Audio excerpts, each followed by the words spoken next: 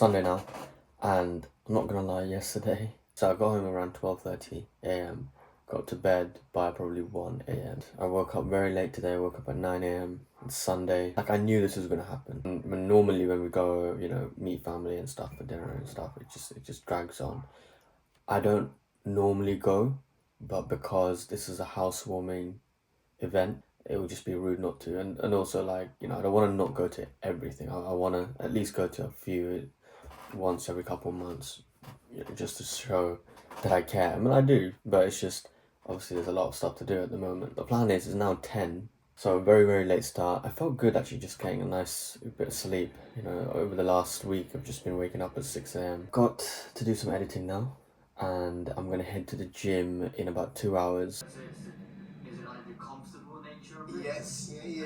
You're kind of like, whatever you do, you're gonna get something out at the end. I mean that's the beauty, and I must say, like, for me, I've had a bit of a milestone in my business.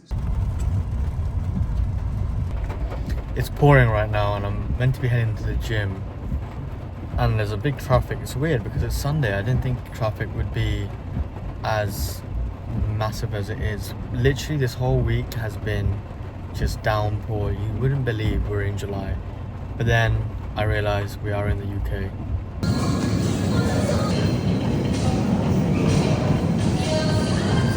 Okay, got my food.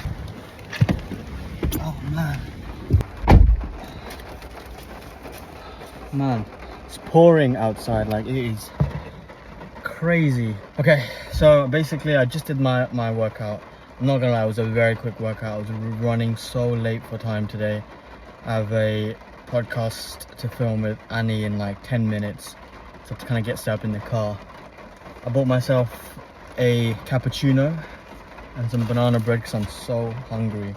I've not had any food today. Honestly, for some reason, drinking coffee or just something hot, a hot drink in the rain when you're inside somewhere, it's the best feeling ever. I don't know if you agree, but I just love that. I just love that feeling. Just one of those lazy, and it's perfect because it's a Sunday. It's a lazy Sunday, even though I'm trying to be productive as hell. You analyze a lot of things and you talk about things really deeply, more than a lot of people do. Just finished the podcast with Annie, and I thought it went well. It was pretty fun to do it. I'm in the process of having to send the videos I recorded of myself to Annie, and it's taking a lot of time. So I decided to put them on my editing software and then export it, because then it basically condenses the file and makes it smaller, because otherwise it's like 30 gigs. The problem is, it might still take some time, and it's preventing me from editing my videos, but it's a hit that I'm happy to take just because Annie needs it by tomorrow. Also, we were talking, and I might book a flight to go to New York in November around her birthday. And yeah, that'll be pretty fun, I'm not gonna lie. Because I've always wanted to go to New York for the longest time. Okay, so I just had an idea, actually, which I want to incorporate into these videos, these vlogs, every day. And it kind of keeps me accountable, but also you can follow along on the journey. One thing that I've been struggling with is I buy books quite often. I'd read a bit of it, maybe like a third, a quarter or whatever. I'd stop and just not pick it back up for a while, and then I lose the momentum of reading, and I kind of forgot about the book to begin with. I'm gonna try and do at least one book every couple of weeks / a month, the latest. And what I want to do is even talk to you about the key themes that I've learned from the book. So not only will that allow me to kind of regurgitate the information back to you, but also it just sticks in my head and it helps me learn. So the book I'm reading right now is a book called Show Your Work by Austin Kleon. It's a book that I actually bought several years ago, maybe 2 years ago. I read up to about halfway through it, then I stopped and I never picked it back up. So I really need to read it. Heard amazing things about this from loads of creators online. One of the biggest advocates for this book is the YouTuber Ali Abdaal. He always talks about it.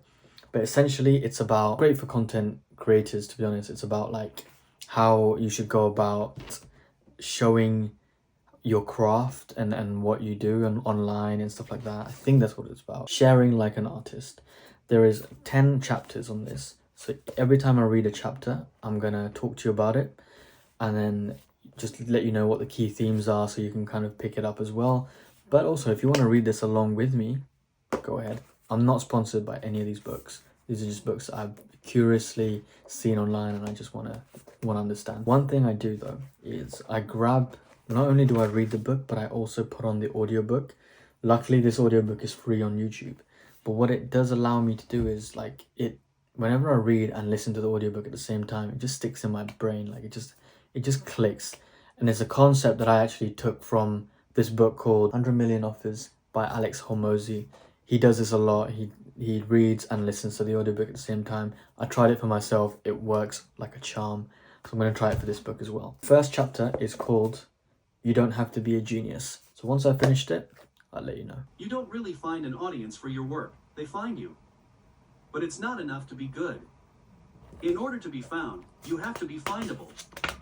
I think there's an easy way of putting your work out there and making it discoverable while you're focused on getting really good at what you do. So I just finished the first chapter. So just to give you a brief takeaway, it was more so an introduction to the book, but the key takeaway, I would say, is that the author tries to say how being an amateur is actually a good thing when it comes to showing your work. When you're an amateur, you kind of have less of an ego compared to if you're an expert. Like if you're an expert, you obviously have a lot of experience and you know things, but when you're an amateur, it allows you to showcase the journey aspect of you learning.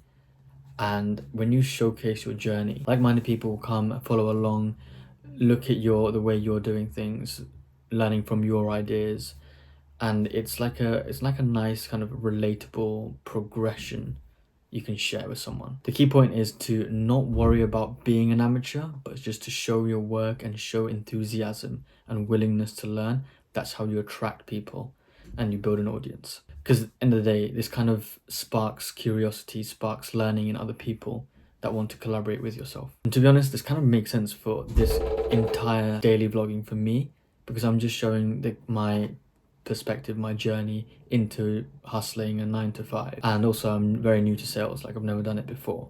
So you're kind of learning from my perspective and me working at it every day and just trying to improve myself, not just in sales, to be honest, in whether it be gyms, going, dating, whatever, but also just like life in general. I'm trying to learn, I'm trying to show and understand and trying to make something for myself. So I guess you can relate to that. It's a journey in the day, it's embarking on this journey, this quest, and there are loads of side quests in between. So doing a bit of the side quest, going along the main quest, we got this. But yeah, I think it's a very interesting first chapter. And the next chapter is called Think Process, Not Product.